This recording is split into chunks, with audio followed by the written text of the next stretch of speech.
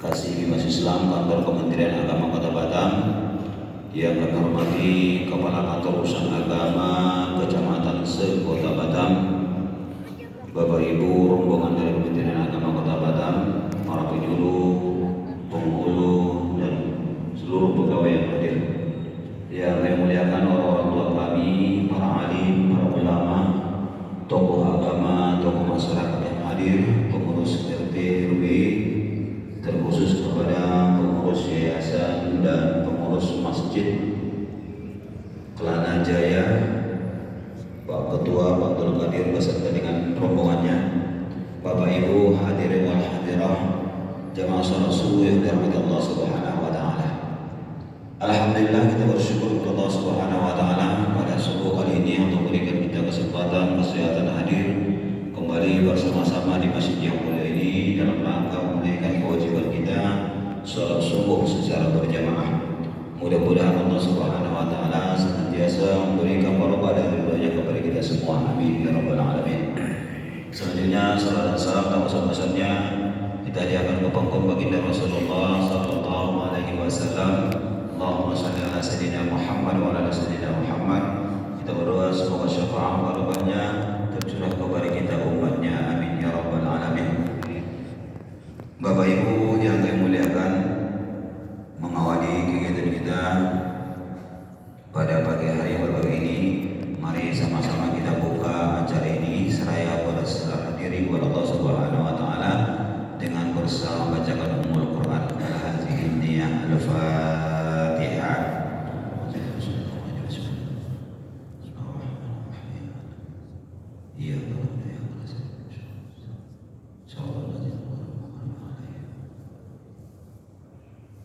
Terima kasih Bapak Ibu yang memuliakan, bersempena dengan bulan puasa, kebetulan Kantor Kementerian Agama Kota Batam melaksanakan program silaturahmi subuh, sahur dan subuh keliling, dan saat ini kita berada bersama-sama di tengah-tengah kita di Masjid Kelana Jaya Bengkok ini. Kita dengarkan sambutan arahan dari Kepala Kantor Kementerian Agama Kota Batam kepada Bapak Dr. Haji Zulkarnain Umar SKG MH. Waktu tempat dipersilakan.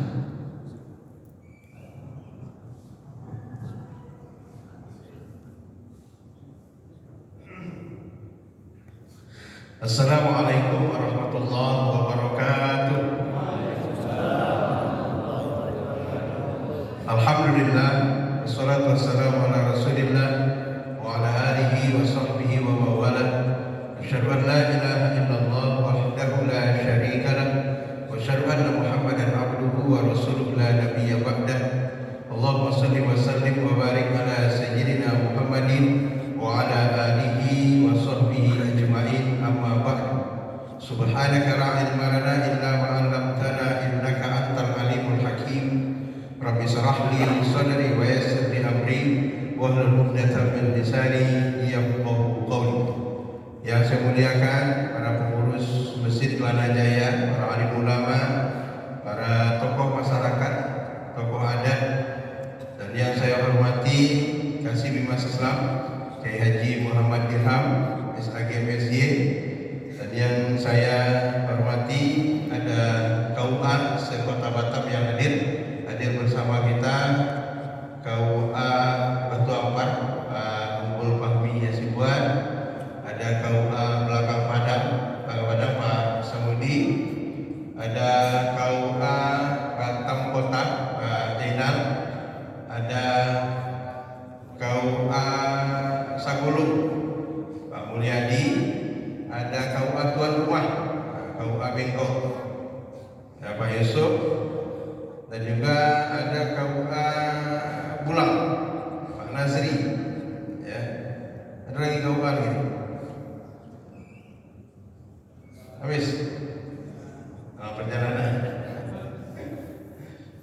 Dan yang saya hormati ada penyuluh kita Pak Haji Sukri Ilyas, dan juga sebagai sekretaris Majelis Ulama Indonesia Kota Batam, para penghulu, penyuluh yang ASN maupun yang non ASN, Bapak Ibu sekalian, jamaah salat subuh yang dirahmati Allah Subhanahu wa taala. Alhamdulillah, kita senantiasa mensyukuri nikmat yang Allah sudah anugerahkan dalam kehidupan sehingga pada saat ini Allah masih beri kita kekuatan lahir dan batin untuk dapat melaksanakan ibadah di bulan suci Ramadan 1445 Hijriah tahun ini, puasa kita yang ke-13 hari ini. Ada juga saudara kita yang ke-14. Mudah-mudahan amal ibadah kita diterima oleh Allah Subhanahu wa taala. Amin ya rabbal alamin. Salam dan salam kepada Nabi kita Muhammad sallallahu alaihi wasallam. Allahumma shalli ala sayyidina Muhammad wa ala ali sayyidina Muhammad. Bapak Ibu jamaah salat subuh dirahmati Allah Subhanahu wa taala. Kami hadir pada subuh ini merupakan salah satu program rutin yang dilakukan oleh Kementerian Agama Kota Batam selain dari safari Ramadan. Jadi ada safari kita ke pulau, terutama di Kecamatan Galang, Bulang dan Belakang Padang. Nah, pada subuh Ahad selama bulan suci Ramadan kita sahur bersama. Dan alhamdulillah pada subuh Ahad yang mulia ini kami berada di Masjid Kelana Jaya, Bengkong Sada ini. Terima kasih sekali saya sampaikan kepada ibu-ibu yang sudah menyiapkan sahur pada hari ini, pada subuh ini. Sahurnya luar biasa, pakai asam pedas. Lumayan menunya luar biasa Bapak Ibu sekalian. Ya, sekali lagi saya ucapkan terima kasih. Semoga semua yang sudah diberikan, yang sudah diinfakkan, tentu harapannya adalah menjadi nilai pahala di sisi Allah Subhanahu wa taala.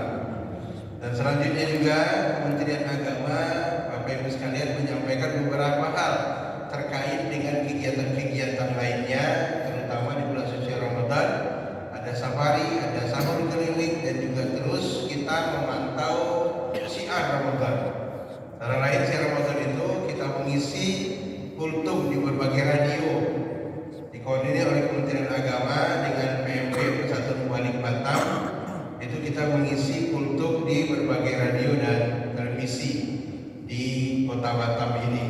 Demikian pula kultum yang dilaksanakan tarawih dan kegiatan-kegiatan lainnya terus kita pantau, dan intinya tidak lain adalah bagaimana kita mensyiarkan Ramadan kali ini. Ya, terus kita hidupkan terutama jamaah-jamaah, baik itu jamaah subuh, jamaah tarawih, qiyamul lail. Kita terus mengajak masyarakat untuk meramaikan masjid. Jangan terkesan euforia kita hanya di awal saja. Jadi seolah-olah meriahnya Ramadan itu di awal. Kita kan terkesannya begitu Bapak Ibu sekalian. Begitu di awal, malam pertama, tarawih, kedua, ketiga masih ramai. Tapi begitu masuk 10 kedua, di 10 pertama udah selesai kita nih. 10 kedua udah mulai ada kemajuan, ya Bu? Mulai kemajuan. Sementara harapan kita bisa istiqomah. Kita mengajak istiqomah dalam qiyamul lail, tarawih dan rumah dan masjid selama bulan suci Ramadan ini. Jadi Kementerian Agama terus mengajak untuk meramaikan masjid. Kenapa? Karena memang di 10 terakhir ini, 10 kedua kita tahu kalau pertama rahmat, kedua maghfirah, ketiga adalah istiqomah. Itu semua adalah yang harus kita raih, Bapak Ibu. Yang harus kita raih, dan yang pada subuh hari ini saya berharap kita bisa istiqomah. Istiqomah untuk melaksanakan kegiatan dan syiar Ramadan amaliyah kita. Dan kalau kita sudah berazam berniat untuk menghatamkan Quran pada bulan Ramadan ini, apapun dia usahakan, cari waktu, cari kesempatan. Karena sulit untuk kita bisa mendapatkan kesempatan terbaik kita di bulan suci Ramadan ini. Jadi amal ibadah itu, Bapak Ibu, yang penting itu istiqomah, yang penting itu continue. Yang penting itu continue. Pokoknya kita punya kebiasaan zikir. Zikir kita itu apa? Kebiasaan kita istighfar, atau subhanallah, atau la ilaha illallah, atau sholawat kepada Nabi berapa? 1001 malam umpamanya. Ya, 1001 malam umpamanya. Itu istiqomah itu akan memberi bekas pada kehidupan kita, kepada diri kita, pada pembersihan hati kita. Karena banyak catatan-catatan dan pengalaman-pengalaman para ulama. Jangankan ulama, orang-orang biasa punya pengalaman ketika dia mau mendahapkan istilahnya, mewadamkan orang itu secara kontinu. Salah satu sholawat, salah satunya juga termasuk istighfar kita kepada Allah Subhanahu Wa Taala. Jadi penting untuk sekalian untuk diri kita dulu, karena ini munculnya kesolehan secara individu dimunculkan dari diri kita sendiri dulu. Dan di bulan puasa itu carilah zikir yang memang harus kita kontinukan. Salah satu selain dari baca Quran umpamanya, selain baca Quran, terus kita kontinukan itu. Jadi ada cerita seorang yang punya utangnya banyak. Jadi utangnya banyak, dia minjam satu orang kaya supaya dia bisa menutup utang-utang yang kecil-kecil. Nah, sudah berjanji pada jatuh tempo. Jadi kalau berutang itu janjinya itu ditulis. Kata dalam Al-Quran itu iza tadayantum bidainin ila ajalin musamma faktubuh. Jadi kalau kalian itu berjanji tentang utang piutang dan mensepakati kapan untuk membayarnya, melunasinya, faktubuh tulis, jangan tak ditulis, itu perintah. Faktubuh tulis. Jadi tulislah sampai jatuh tempo ini orang nggak mampu bayar utang, ditagih nggak ada, akhirnya laporlah ke pengadilan, disidang. Begitu disidang dianggap dia bersalah karena sudah melampaui waktu, dia tidak bisa bayar utang, maka dia harus ditahan. Akhirnya dia minta izin sama hakim, dia bilang izin Pak Hakim, saya mau pulang dulu ke rumah. Kata Pak Hakim tidak bisa, kau harus ditahan. Siapa yang bisa menjaminmu supaya saya bisa percaya kau pulang ke rumah dan besok pagi kau datang lagi di sini? Dia bilang tidak ada yang bisa menjamin saya. Jadi apa jaminan? Langsung dia katakan, Pak Hakim, saya jaminkan Rasulullah SAW. Wah, ini luar biasa. Saya jaminkan. Artinya kalau besok pagi saya tidak sampai ke sini dan umur saya masih ada, saya siap tidak diakui oleh Muhammad SAW sebagai umatnya. Kata hakim, berat sumpahmu dan berat yang menjaminmu itu. Karena hakimnya soleh, orang soleh, yang berutang juga orang soleh. Hakim percaya, sehingga dia pulang. Sampai ke rumah dia cerita sama istrinya bahwa besok saya akan masuk penjara. Persoalan utang kita yang kemarin belum sampai jatuh tempo, belum bisa kita bayar. Kata istrinya, kenapa abang bisa pulang? Kenapa tidak langsung ditahan? Siapa menjamin apa? Dia cerita, saya jaminkan Rasulullah SAW. Kata istrinya, berat jaminan itu bang. Kalau itu kita banyak sholawat malam. Karena dia orang soleh, istrinya solehah. Malam itu dia sholat, istrinya minta kepada Allah dan terus membaca sholawat, gak tahu dia berapa ribu sholawat yang dibaca, akhirnya dia tertidur. Begitu dia tertidur, bermimpi bertemu dengan Rasulullah SAW. Ketika bertemu dengan Rasulullah SAW, Rasulullah menyebutkan bahwa besok pagi kau bangun, pergilah jumpa gubernur, kau minta kebutuhanmu, sampaikan salam saya kepada gubernur bahwa sholawat yang gubernur itu baca setiap malamnya saya terima, walaupun tadi malam dia lupa bilangan berapa sholawat yang dia baca. Seharusnya gubernur itu baca 1000 satu malam itu karena kelelahan dia baca sholawat itu lupa bilang sampai 1000 atau tidak. Begitu bangun pagi gelisahnya bukan main itu gubernur, karena gubernurnya orang sholat. Dia bangun habis sholat subuh dia pergi hadap gubernur dengan berbagai prosedur, jumpa ajudan segala macam, bertemu dengan gubernur. Dia sampaikan salam Rasulullah. Nah, gubernur ini percaya, kenapa? Karena pagi itu dia gelisah. Pagi itu dia gelisah dan belum menyampaikan kepada siapapun tentang tadi malam wirid dia. Baca sholawatnya yang 1000 itu dia lupa. Nah, ini orang datang menyampaikan salam dari Rasulullah, menyebutkan bahwa ya sholawat selama ini baca gubernur terima, walaupun tadi malam dia lupa bilangannya berapa. Subhanallah. Berarti benar kan? Berarti benar. Jadi katakan gubernur berarti berutang dengan saya. Jadi apa keperluanmu? Dia ceritakan. Akhirnya Bapak Ibu sekalian, kita cerita itu gubernur melunasi segala hutang. Itu sholawat. Jadi baca. Kalau cerita Ahmad bin Hanbal itu adalah orang yang senantiasa baca istighfar. Astagfirullahaladzim. Itu saja Ahmad bin Hanbal. Kita tahu siapa Ahmad bin Hanbal itu adalah imam ashab yang 4. Setelah Abu Hanifah, Imam Malik, Imam Syafi'i, Ahmad bin Hanbal. Antara itu Ahmad bin Hanbal. Satu ketika Ahmad bin Hanbal itu keluar dari rumahnya. Dia nggak tahu mau kemana. Dia pergi jalan aja. Orang tahu dengan nama besarnya, tapi orang tidak tahu dengan wajahnya. Waktu itu kan belum ada iPhone, belum ada foto. Ya kan? Nggak tahu. Orang nama besarnya itu tahu. Tapi orang nggak tahu rupanya seperti apa. Dia masuk masjid, sholat isya. Tapi sholat isya di sudut masjid dia mau istirahat. Datang marbot masjid itu ngusir dia. Pak, jangan tidur sini. Tak boleh tidur sini. Jadi diusir imam besar. Tapi dia tidak mengenalkan dirinya, dia pun pergi. Tidur dekat teras, dia pindah ke teras masjid. Datang marbot diusir juga. Tak boleh tidur sini. Pergi. Jadi pergi aja. Dia keluar, celingak-celinguk, bahasa kita aja gitu kan. Dia lihat ada seorang tukang jual martabak, jual tukang roti lah. Jadi orang tukang roti ini panggil, Pak sini, kenapa celingak-celinguk? Bapak bukan orang sini ya? Bukan, dia bilang. Udahlah, tak apa-apa. Mau nginap di mana? Belum tahu mau tidur di mana malam ini. Nah kata tukang roti, nginap di rumah saya aja. Malam ini Bapak nginap di rumah saya. Sampai ke rumah tukang roti, setelah selesai dijualan, Imam Ahmad bin Hanbal bertanya, saya lihat Bapak ketika ngadon roti, buat roti itu mulut Bapak tidak pernah berhenti mengucapkan istighfar. Sudah berapa lama menambah istighfar? Kata tukang roti, belum lama, baru 30 tahun. Belum lama, baru 30 tahun. Sekian lama istighfar itu ada tak? Apa hajat-hajat Bapak itu dipenuhi oleh Allah Subhanahu wa taala?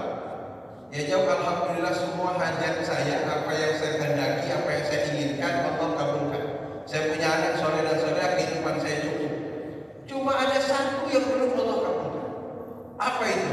Saya minta kepada Allah sebelum saya meninggal, saya rindu ingin ketemu dengan yang namanya ulama Ahmad bin Hanbal.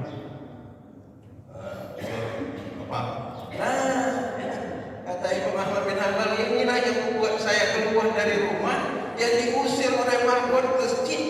Rupanya orang ini yang manggil saya. Artinya begini-begini Bapak Ibu sekalian, kita butuh keyakinan. Dan amalan itu begini, dia baru bisa mendapatkan itu setelah 30 tahun amalan istighfar. Jadi ini subhanallah Bapak Ibu sekalian ya. Sebenarnya saya sambutan aja nih. Jadi ceramah ini. Kan kau melakukan ceramah jadi ceramah aja dia. Mana sambutannya? Nanti lanjutannya Pak dia hak menyampaikan. Nanti ada kiai gitu. Kalau saya ini kulit-kulitnya aja. Kalau kiai itu ahli tasawuf. Ya kan orang sufi dia banyak amalan-amalan yang menyentuh hati ya. Nah, jadi saya ingin ingatkan aja bahwa bulan Ramadan ini harus memberikan bekas pada diri kita. Bekas itu bukan hanya sekedar kesolehan secara individu, hubungan vertikal kita kepada Allah baik, tetapi juga harus mencerminkan kesolehan sosial. Kesolehan sosial itu digambarkan oleh Allah, allazina yunfiquna fis sarra wad dharra wal kaazimina al-ghaidha wal 'afina 'anil nas. Itu kesolehan sosial. Jadi kalau bicara kesolehan sosial itu adalah orang yang senantiasa menafkahkan hartanya ketika lapang dan sempit, orang yang menahan amarahnya dan memaafkan sesama. Subhanallah. Jadi kalau orang itu sudah bisa menata hatinya jadi pemaaf, tidak pemarah, dengan harta bendanya berani berinfak, bersedekah, itulah namanya kesolehan sosial. Nah, terima kasih, saya kira itu, dan mohon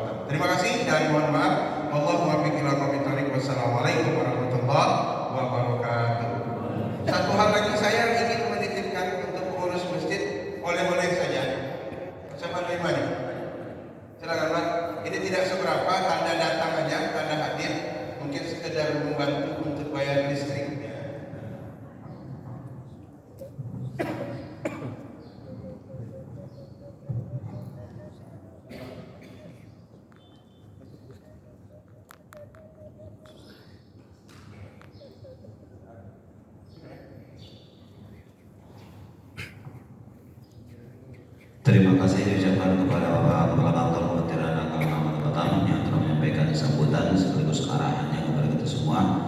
Selanjutnya kita akan tausiah agama yang akan disampaikan oleh Bapak Kiai Haji Muhammad Irham STGBC. Waktu dan tempat dipersilakan.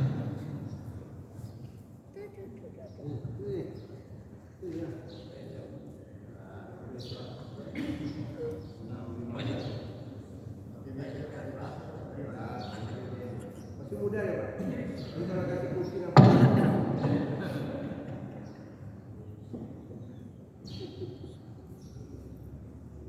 A'udzubillahiminasyaitonirrajim. Bismillahirrahmanirrahim. Assalamualaikum warahmatullahi wabarakatuh.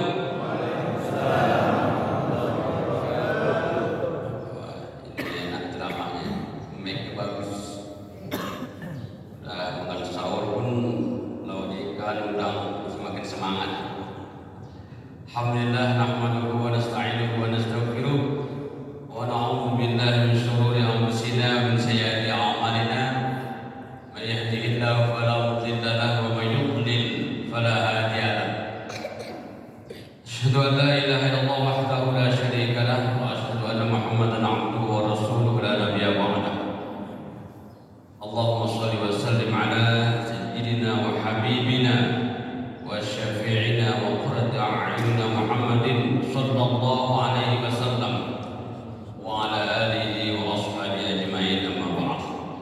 Qalu subhanaka la ilma lana illa ma 'allamtana innaka antal alimul hakim.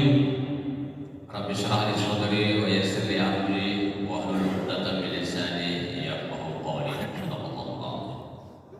Yang sama-sama kita muliakan Bapak Kabid Kemenak Kota Batam, Bapak Dr. DHI Zulkifli Umar MH. Saya bilang beliau ini kiai, memang sudah punya pesantren. Nanti anak bapak antar ke sana, ngajar kitab kuning, hafal Al-Quran. Cuma satu yang belum berani. Tahu kan? Ya, saya bilang nanti karena itu maksudnya YouTube itu. Ya, diantar semua anak-anak sana. Saya doakanlah semua yang berkah ini mudah-mudahan pesantren beliau tambah maju, berkah. Dan di sana ada juga manaqib rutin. Ahli sunnah wal jamaah Nahdien. Yang sama-sama kita hormati Yayasan Masjid Kelana Jaya dan juga Masjid Pak Buah, Pak Dulu, Penghulu, tokoh agama, tokoh masyarakat, RT RW, ibu yang semuanya dirahmati oleh Allah SWT. Saya cuma nunggu isyraq di 15 menit.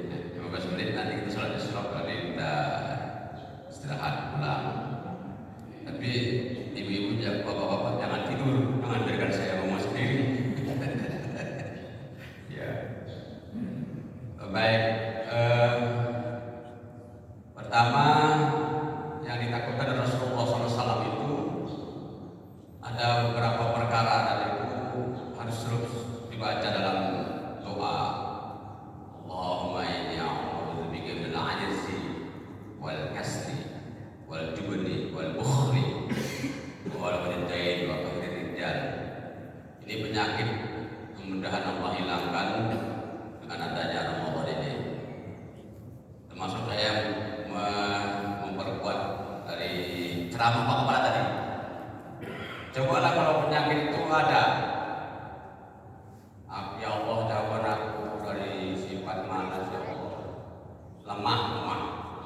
Lemah semangat, lemah bulu. Kalau orang kita Melayu lemah bulu,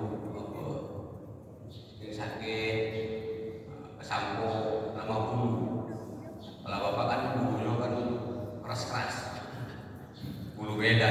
Kalau di sini yang paling kuat itu Palestin, kuat bulu, lemah semangat, lemah motivasi, lemah mau berjamaah. Itu bahaya itu. Dhaif, lemah. Kadang-kadang kita sering meremehkan doa ini mujarab. Jangan ya Allah, berikan aku kekuatan ya Allah. Jangan jadi orang yang lemah ya Allah. Yang paling parah itu udah lemah keimanan, lemah ya Allah, lemah mujahadah, lemah tadarus, lemah tarawih. Udah bapak bener itu. Jadi kalau bapak-bapak, ibu-ibu dikasih Allah kekuatan beribadah, itu harus bicaranya begini dengan Allah. Alhamdulillah ya Allah, la haula wala quwwata illa billahil aliyil azim. Ya Allah, aku tahu ya Allah, aku tak mungkin beribadah ya Allah tanpa Engkau berikan pertolongan. Kata-kata kuncinya begitu.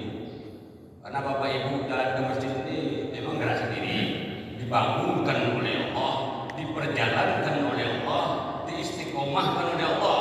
Makanya ulama bilang begitu, kalau kita rajin ibadah jangan terkesan nanti jadi sombong.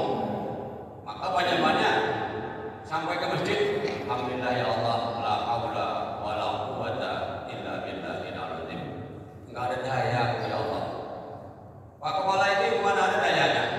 Udah siang malam acara, bangun pun jam 2, pergi ke sini. Siapa yang mendatangkan ke sini? Allah. Coba lihat tanya jauh-jauh rumahnya nih, Pak Supri Ilyas, Sekjen dari mana? Sagulung, Haji. Saya tadi dari Sagulung juga, Pak Kepala, sama-sama ada dong. Ya Allah, jangan ada bangun ya Allah, baru bangun karena ya Allah. Bangun karena langsung lari, langsung pakai baju. Coba kalau Allah bikin saya dapat semangat, sulit lagi, mati lagi. Kayak gitu lah, bangun dulu. Pak, kita ini sudah tua. Kalau kita lemah, nanti lama-lama iman hancur kita. Tapi kalau Allah kasihkan kekuatan, kita bisa tadarus, bisa berjamaah, kemudian kita bisa bersedekah, semangat kuat membara. Saya kadang-kadang diri Pak Kepala, yang orang-orang itu udah coba Bapak lihat yang rajin-rajin ke masjid, udah bebas, itu doanya makbul. Allahumma inni a'udzubika minal ajzi, lemah, buang itu lemah ya Allah, berikan kekuatan ya Allah. Makanya tetap kita baca la haula wala quwwata illa billahil azim. Enggak ada daya ya Allah, aku ini ingin melaksanakan perbuatan yang baik-baik ya Allah, kecuali Engkau izinkan. Dan tidak ada kekuatan saya Allah untuk menghindari kemaksiatan, menjauh kemungkaran, kecuali dengan pertolongan Allah. Maksud saya nanti kalau sudah semangat, biar iblis nggak masuk. Kalau kita baca la haula wala quwwata illa billah itu, dikasih kekuatan oleh Allah, semangat membara, terus meremehkan orang lain. Ada nggak boleh tuh supaya tidak. Umur saya ini nih, sholat itu bahaya, masuk iblisnya, masuk nafsunya. Makanya ulama-ulama zaman dahulu, apapun yang dikerjakannya untuk ketaatan, menjauh maksiat, pasti amalannya la haula wala quwwata illa billahil azim, la haula wala quwwata illa billahil azim. Wa min kulli ta'atin wa maksiatin an taqul la haula wala quwwata illa billahil azim. Ini apa namanya, biar tidak lemah semangat, biar mudah-mudahan Allah kasih kita kekuatan. Wal kasri, pemalas, semuanya malas. Bangun subuh malas, kerja malas. Kata di dalam hadis, kalau orang tak bangun subuh, insya Allah paginya malas. Dan hidup itu semangat, rasa malasnya hilang, kemudian rasa lemahnya hilang. Dia hidup itu bersemangat, motivasi tinggi. Tak percaya nanti cobalah, Bapak tak percaya, tes sendiri. Jangan sholat subuh di masjid berjamaah, antum tidur, jangan bangun tidak 9.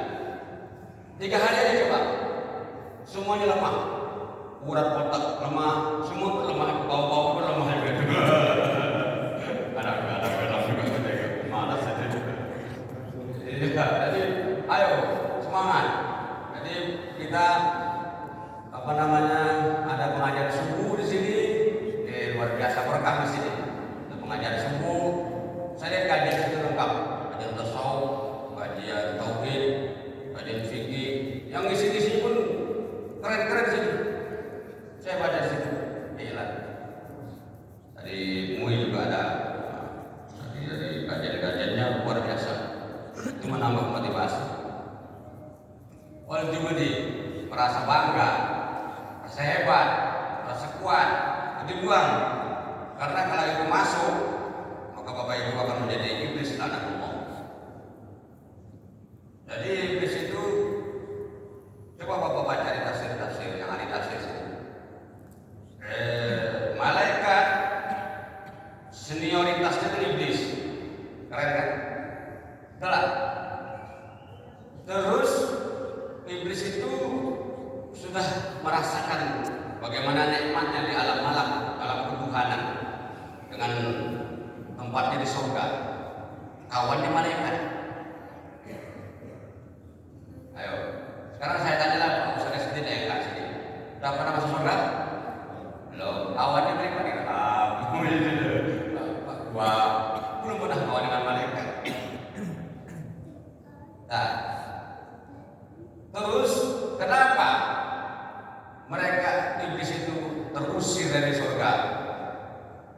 Karena ada sifat sombong, kibria, sombong. Jadi yang paling kita khawatirkan terhadap kita sudah tua-tua ini, diberikan Allah kekuatan beribadah, jauh dari kemalasan, gesit beribadah, sungguh-sungguh beribadah. Nanti masuk cara iblis, gimana cara ngalahkan Pak Ustadz ya? Ngalahkan ibu gimana ya? Segi ini gak keren, semangat, gak ada malasnya. Kuat, jihad itu sungguh-sungguh ibadah. Dimasukkan ya bangga, jubun atau kibria, sombong. Nah itu bahaya, masuk. Maka ditangkalkan doa, aman aku lagi ya Allah, ampun ya Allah. Maka ketika Allah memerintahkan kepada malaikat semuanya tunduk hormat kepada Adam alaihissalam. Tapi ingat, iblis nggak mau. Iblis nggak mau. Yakin.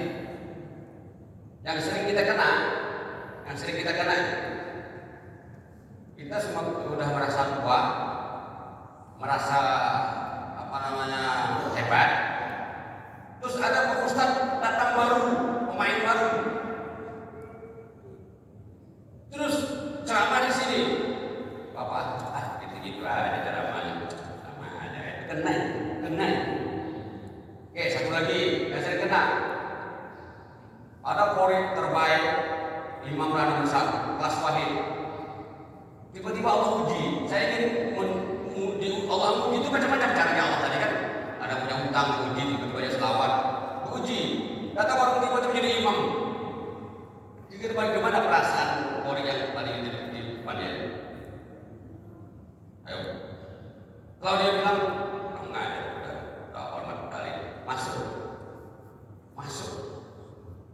Tapi kalau dia mengatakan, ya sudahlah ya Allah, sama aja dengan hamba-Mu juga ya Allah. Kalau dia ada fasik, saling melengkapi, keren. Saya nggak tahu kalau Allah uji itu banyak saya kena. Terus saya cepat-cepat ambil stopper di bawah. Manjat beliau ke stopper.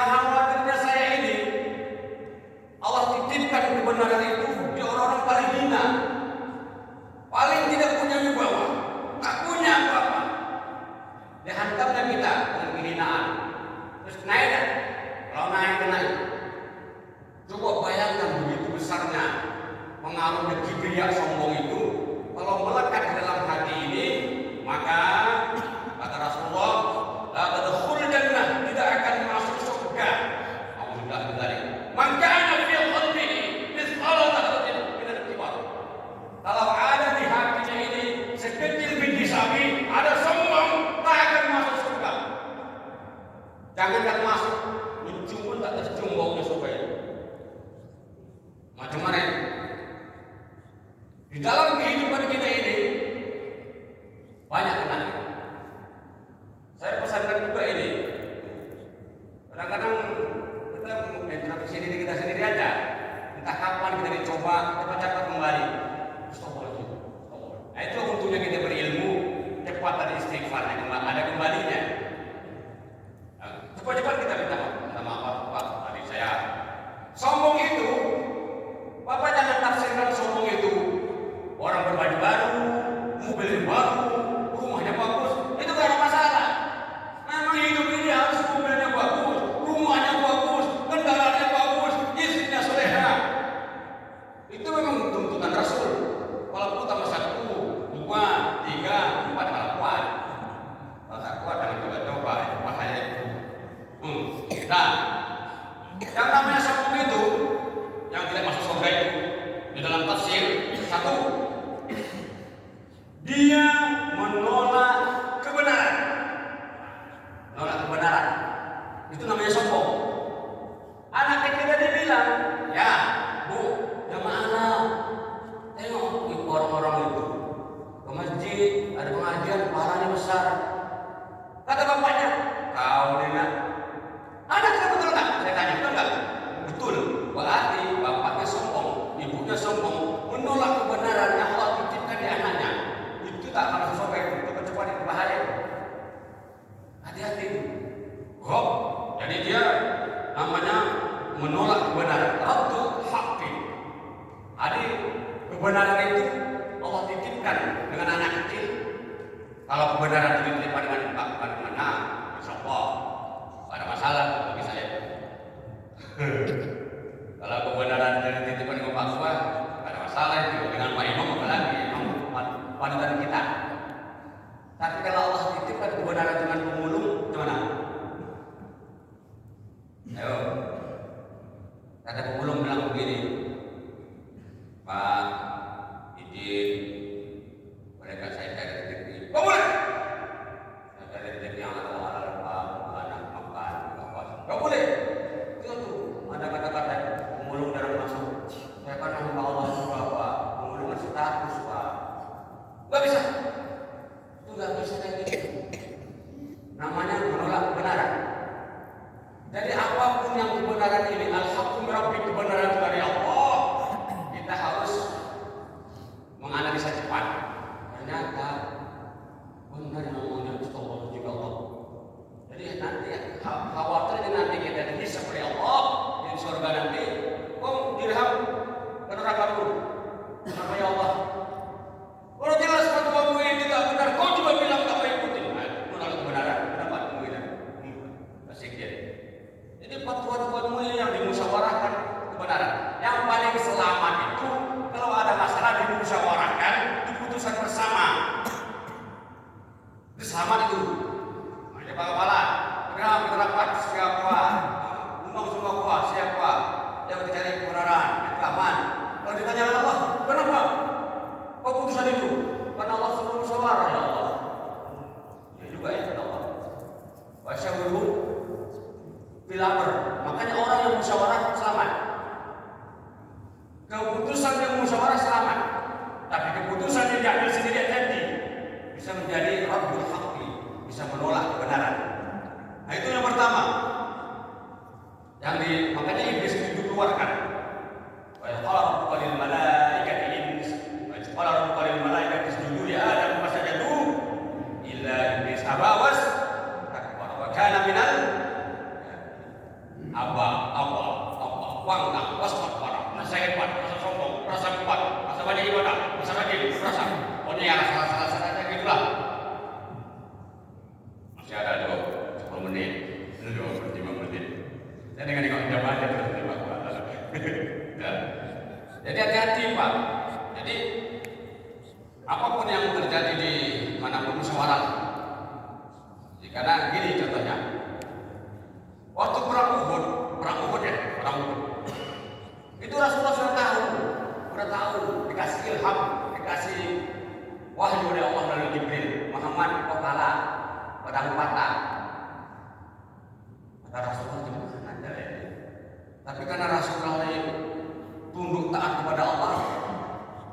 syawruhum fil amr, bermusyawarah dalam menetapkan suatu permasalahan. Diundang sahabat. Sahabat, kita mau bertahan di Madinah atau keluar? Padahal tak mana lapor Rasulullah tahu yang menang itu bertahan. Dijaga Madinah, kiri kanan depan belakang, dengan kekuatan full. Bisa aja Rasulullah bilang, ngapain Rasulullah bermusyawarah, coba ngapain coba? Jibril ada. Langsung dari Allah, coba ayo. Kita Jibril tak ada.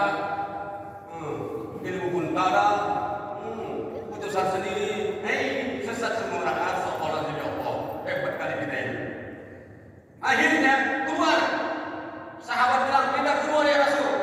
Kalau kita bertahan, nanti di Pekon, tak ada pasukan makanan, mati kelaparan dalam kota. Kita keluar. Gimana jahat dengan Allah? Kita lawan habis-habisan.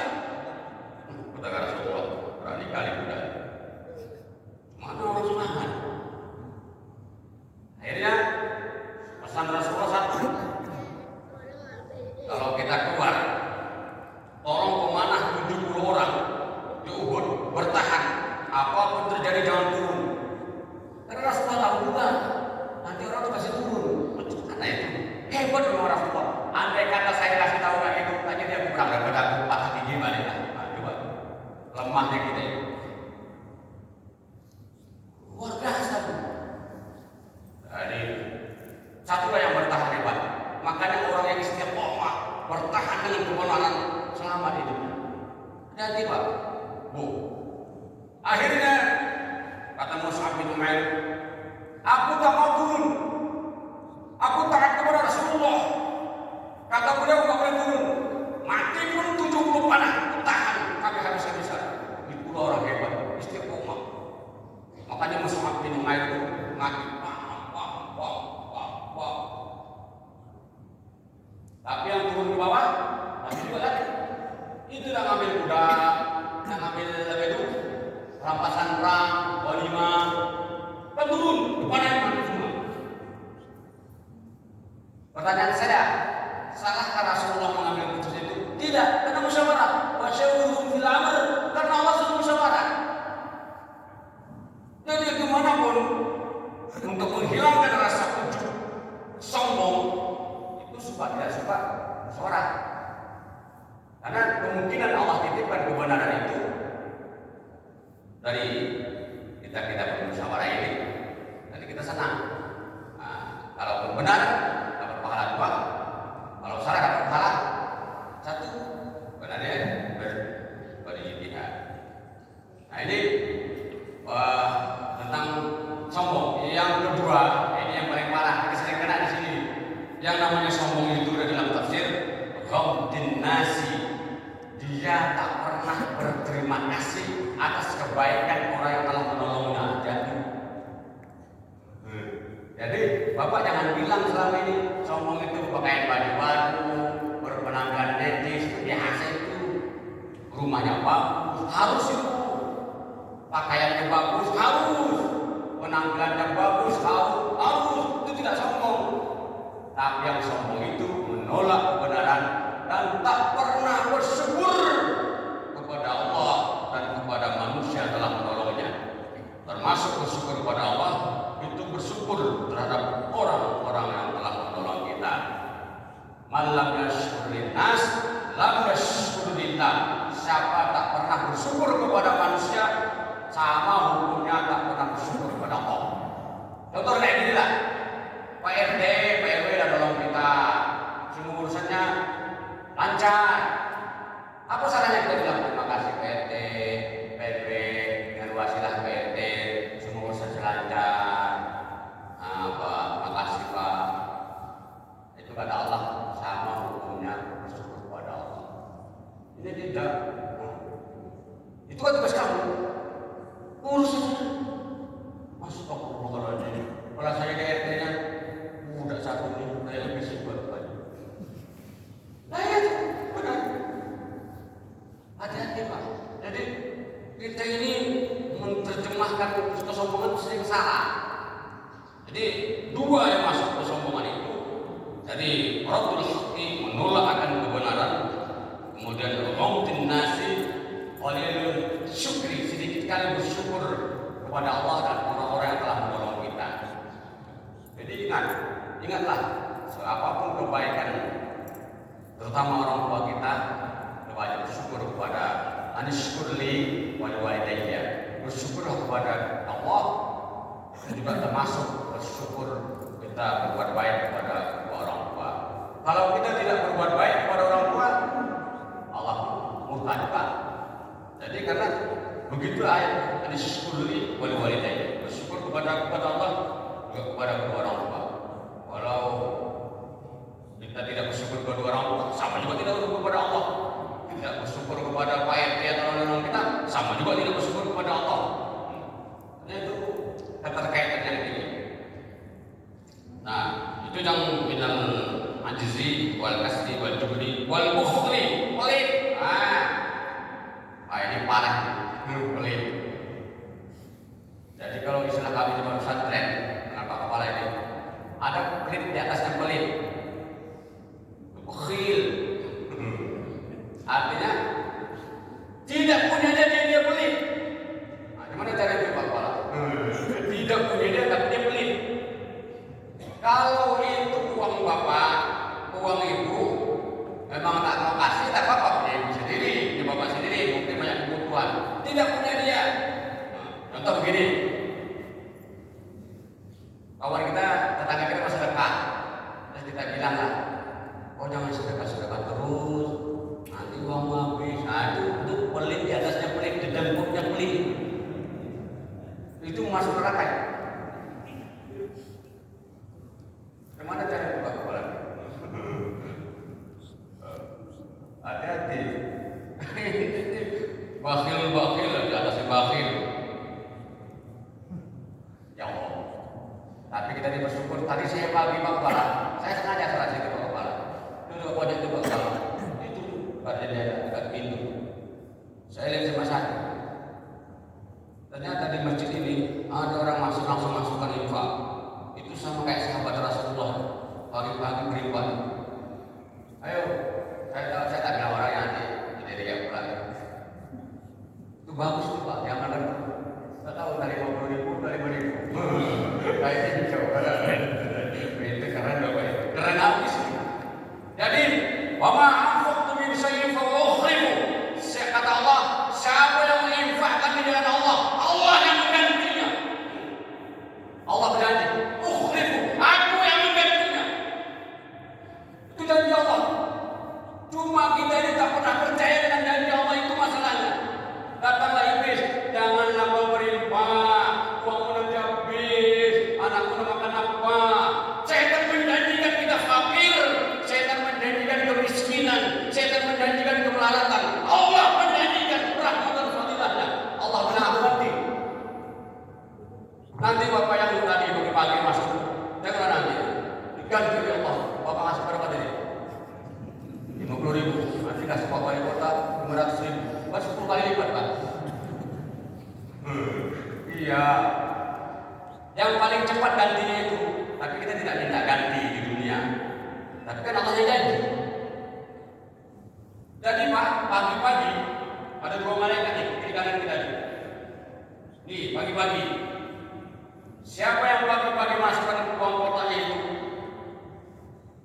Saya alhamdulillah di rumah itu ada itu Pak Kepala yang orang kasih las masjid Pak.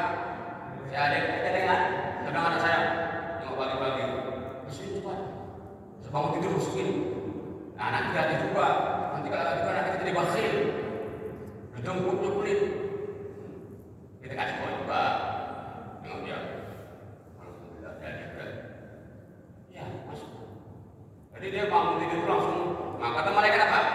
Yang sebelah kanan. Kata malaikat. Allahumma ya Allah, ahdi munfiqan. Jadikan ya Allah orang yang bangun pagi-pagi ini masukkan duit ke jaringan masjid. Fisabilillah, membantu kepada orang lain. Apa yang diganti dengan yang paling banyak ya Allah. Ganti yang paling banyak ya Allah. Ganti yang paling banyak ya Allah. Doa malaikat. Amin, amin, amin. Bahaya Pak kalau penyakit bakhil. Ada saya punya kawan, Pak ini menang. Kalau kami ini kan ahli hisab. Kalau Bapak kan ahli rupiah, saya ahli hisab. Jadi ciri-cirinya orang mereka kepala. Dulu beliau rokok juga, sekarang udah obat. Saya yang belum dapat. Hebat Pak kepala ya. Kita merokok nih, saya kopi. Nanti rokok kita habis tuh Pak, rokoknya masih utuh. Itu namanya bakil. Ada tak kabar kayak gitu? Hah? Ada? Nggak ada lah, mana ada. Kawan saya baik-baik, mana ada. Nggak ada itu. Nggak ada. Jadi hati-hati Pak. Jadi setiap pagi, jangan terus dibayar. Amankan itu. Setiap pagi, siapa yang dulu mengeluarkan, maka malaikat langsung. Ya Allah, ya Allah, ya Allah. Berikan orang yang mensikarnya, yang berinfak, rajin berinfak ini, ya Allah. Ya Allah, ya ganti ya Allah, ganti yang banyak. Sebelah kiri bilang begini, sebelah kiri, malaikat sebelah kiri. Yang bakhil, tempur, pelit, medit. Wah, apa dia bilang? Ya Allah, jadikan orang mumsikan yang menahan harta ini ya Allah. Talafan, hancur, binasa, bangkrut. Mas saya bentang-bentang ini biar jangan tidur. Kalau enggak saya mungkin tiduran juga ini. Biarin aja lah yang marah-marah lagi. Ini sudah 1 jam saya bisa buka puasa ini. Dan lain rasanya. Coba itu. Coba yang Bapak bayangkan yang diceramahkan Pak Kepala tadi.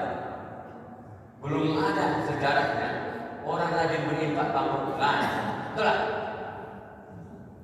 Yang sering bangkrut itu tak keluarkan zakatnya, pelit, medit, dijemput, itu bangkrut.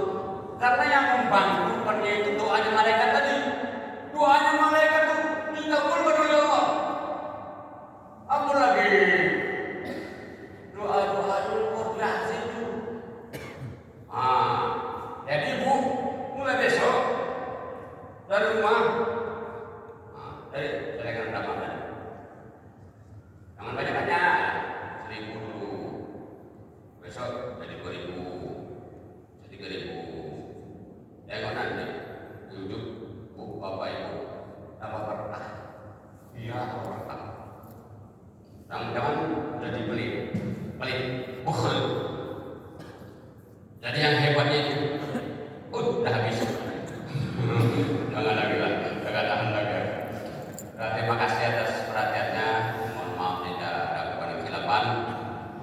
Assalamualaikum warahmatullahi wabarakatuh.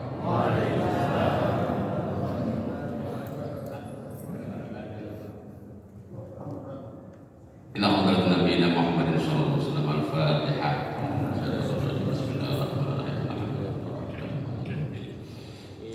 Ya kenal ya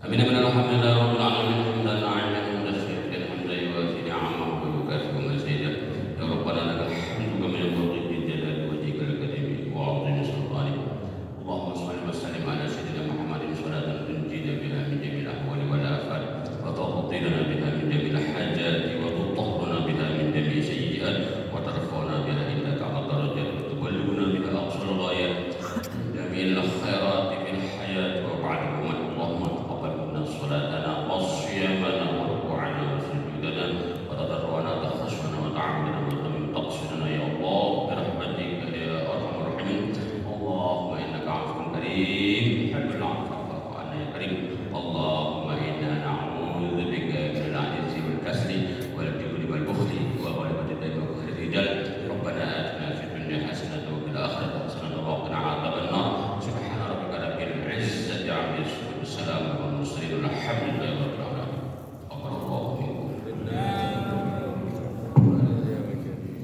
Demikian Bapak Ibu acara kita pada pagi hari ini, mudah-mudahan senantiasa dapat ridho dari Allah Subhanahu wa taala. Kita tutup sama-sama dengan bacaan Alhamdulillahirabbil alamin. Selanjutnya kita salam-salaman dan kembali silakan beristirahat dan melanjutkan aktivitas masing-masing. Assalamualaikum warahmatullahi wabarakatuh.